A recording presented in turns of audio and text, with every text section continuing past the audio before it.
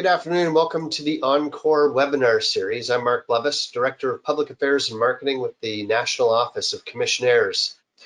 Today we're joined by John Slater, CEO of our Northern Alberta, Northwest Territories and Nunavut Division.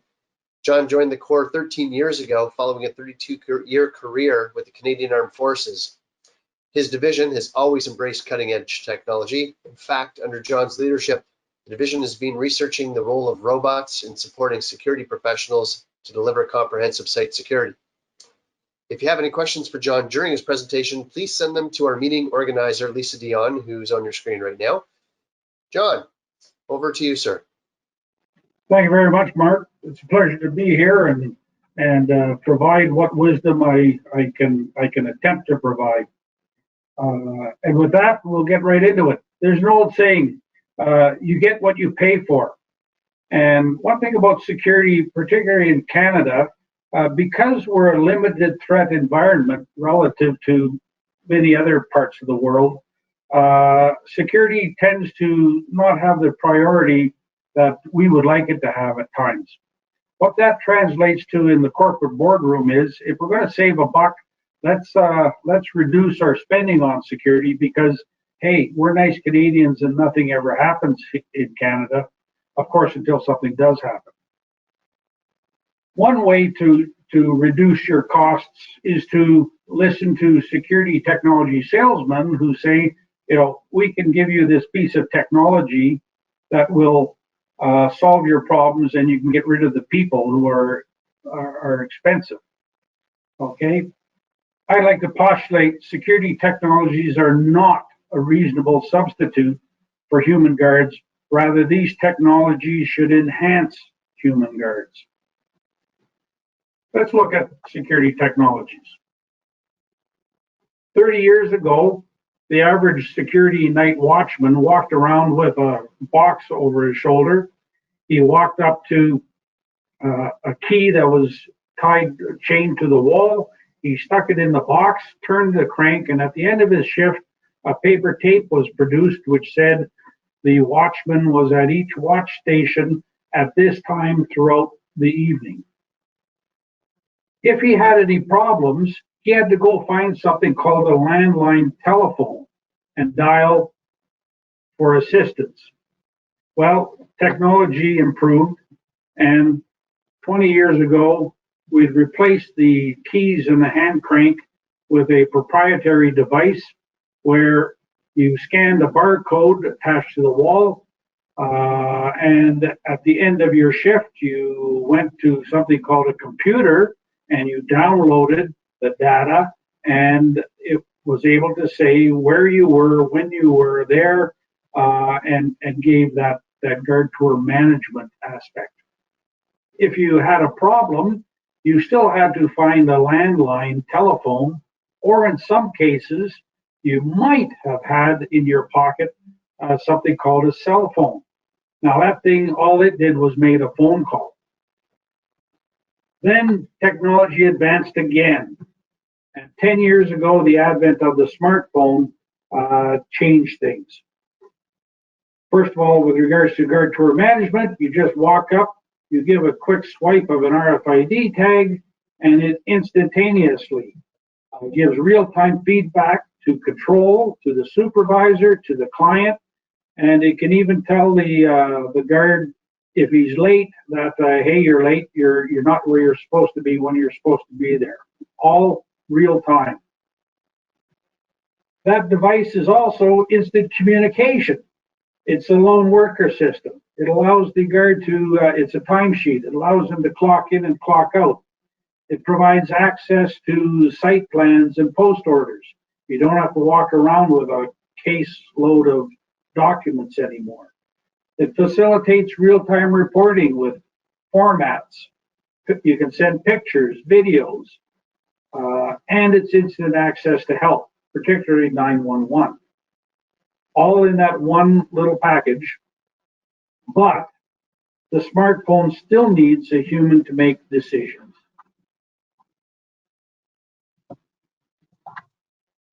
Unfortunately, humans are infallible. They can make mistakes. security sales teams will tell you you can replace the humans with technologies. Cameras can do virtual patrols. Remote access can replace concierge service. Artificial intelligence will make better matches. Machine learning will make faster decisions. In theory, yes. Sometimes yes, but I wouldn't bet on it. Let's take the ubiquitous CCTV camera. They're everywhere now. I can tell you most are poorly set up and maintained. The average criminal doesn't worry about them. They are not a real deterrent anymore. People just ignore them. Okay? And why is that? Well, often they're not even monitored until after the event, after the crime has been committed. Let me give you an example. I'm on the condo board of my condominium, and every couple months the parkade gets broken into. And then we look at the video because there's cameras all over the place, and we say, yep, there's the same two people who 3 months ago hit us.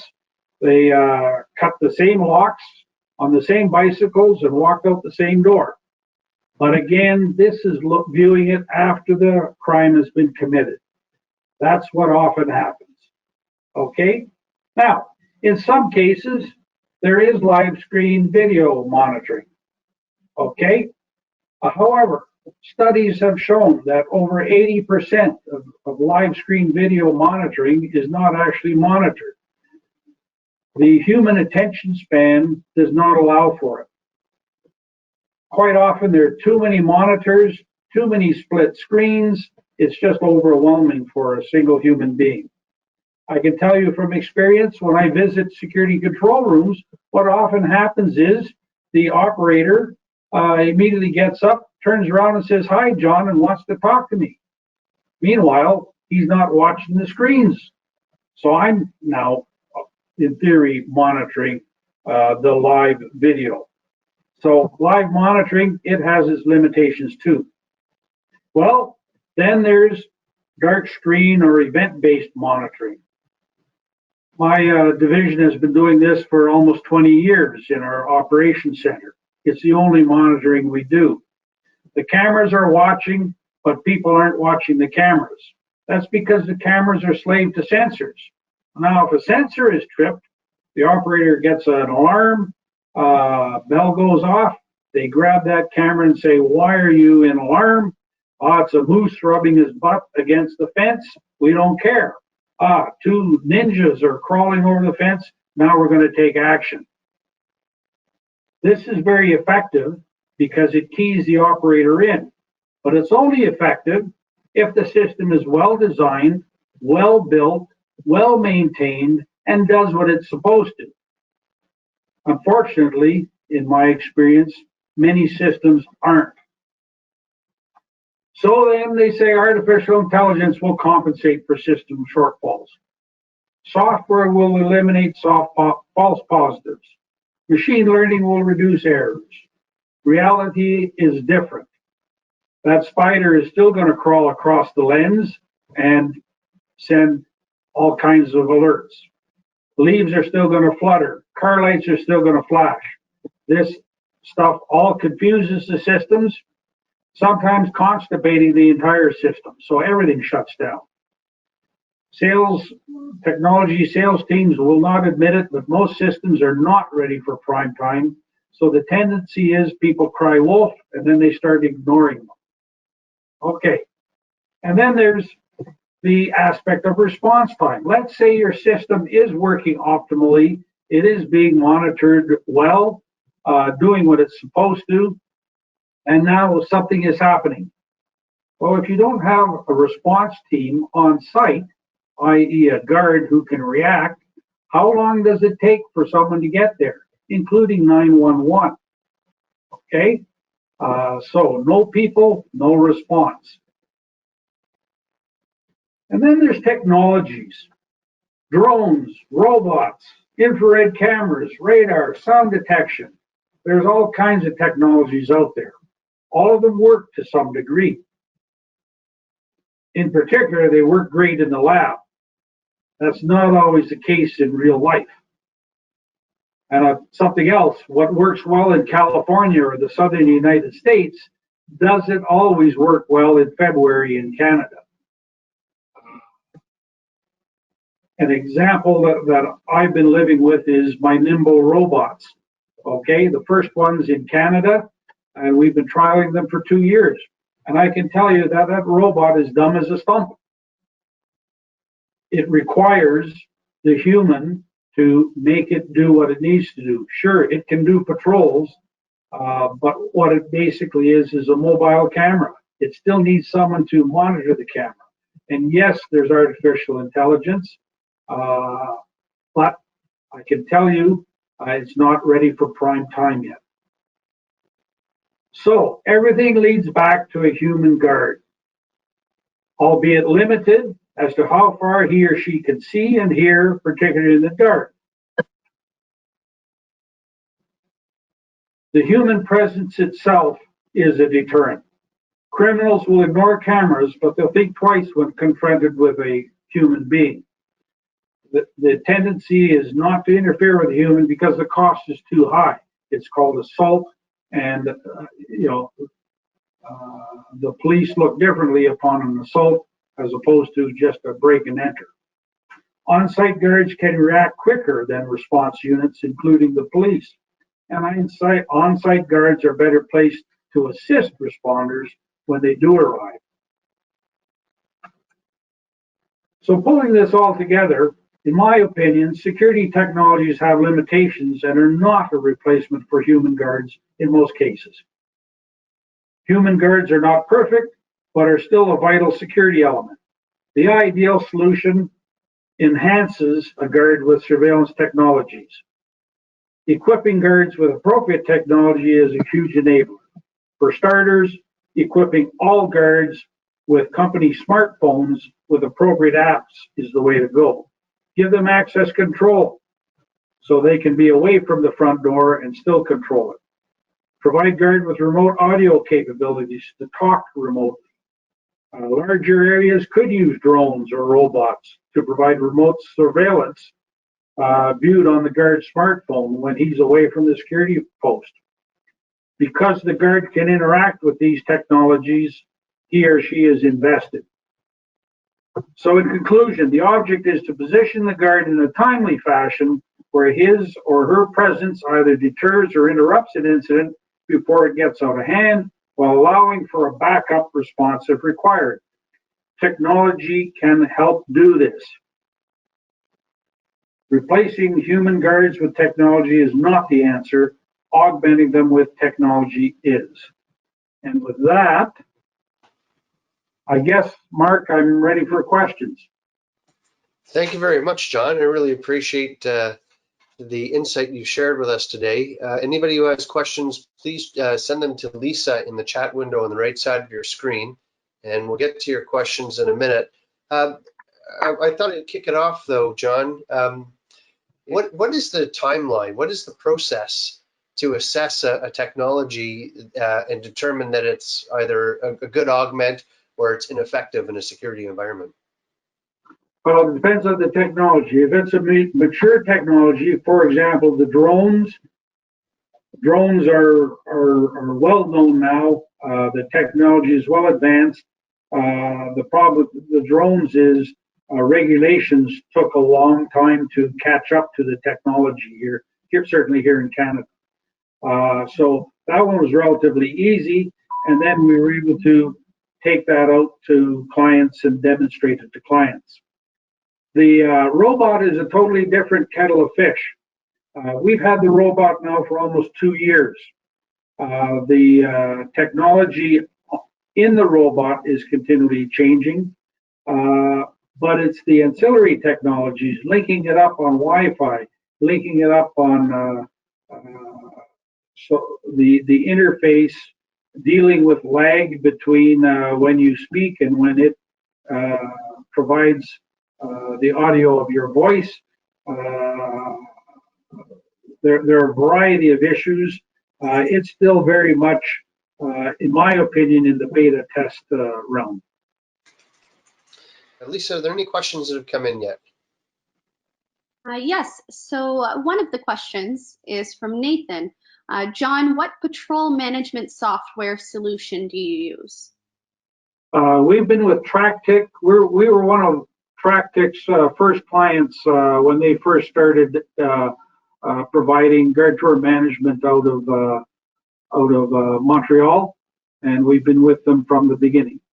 What I like about TrackTick is it just gets put on the smartphone, and we buy the licenses in bulk, and basically we give guard tour management away as value added to our clients. Since you brought up the smartphone again, you mentioned it in your presentation. Where does it sit in your view of innovations in the security realm? I mean, it's pretty pervasive. You know, we all carry around these fascinating devices that, you know, arguably have as much computing power as it took to get the astronauts to the moon and back, probably more actually. How do you see the smartphone in the landscape of security technology? Personally, in my division, the smartphone is an essential piece of equipment. The problem with the industry is, again, everyone's trying to maximize their return on their investment. So let's invest as little as possible. And what still happens is a lot of companies are reluctant to give smartphones to their employees. And there's a variety of reasons behind that. If they're expecting the employee to use their personal smartphone, I would not do that unless I chose to pay for that personal smartphone. So therein lies the problem. The smartphone is good. Getting into the hands of guards is the challenge these days. Thanks. Lisa, any more questions? Another question we have is, we are a Canadian defense company already in this field who align with the premise of this webinar. How do we get business development to occur when most federal and provincial partners and programs don't embrace this paradigm of human augmentation? Well, I wouldn't say they don't embrace it. I'd say that they're not willing to pay for it. And with that, I don't think I'm going to wade into the motivations of clients and potential clients. Follow-up question from Nathan: is it a cost-effective solution? Oh, I think very much so. When you think of all the aspects that the smartphone brings, as I say, it's a lone worker system. It's a reporting system. It provides information. For example, my mobile patrols used to carry big 8 egg crate containers full of binders because we had 200 schools that we looked after. And if each school had its own set of plans, well, they would have to go through a binder to figure out where the front door was, let alone how to navigate through the school. That's all on the smartphone now. I think Nathan's question also tied back to TrackTick a bit, being a cost-effective solution. Well, again, it depends on what your client wants and how you want to look after your client. In my division, we use the guard tour management system to demonstrate to the client that we did what we were supposed to do. Unfortunately, a lot of companies will use the guard tour management to control their people. I personally don't believe in that. I think hiring good people, training them well, and supervising them well is the way to go, not have them hooked up to a smartphone, warning them that they're going to get sanctioned if they miss that checkpoint. Thank you very much, John. We're at 12:50 Eastern right now, and I want to be true to our word about the timelines. Enjoy the rest of your day.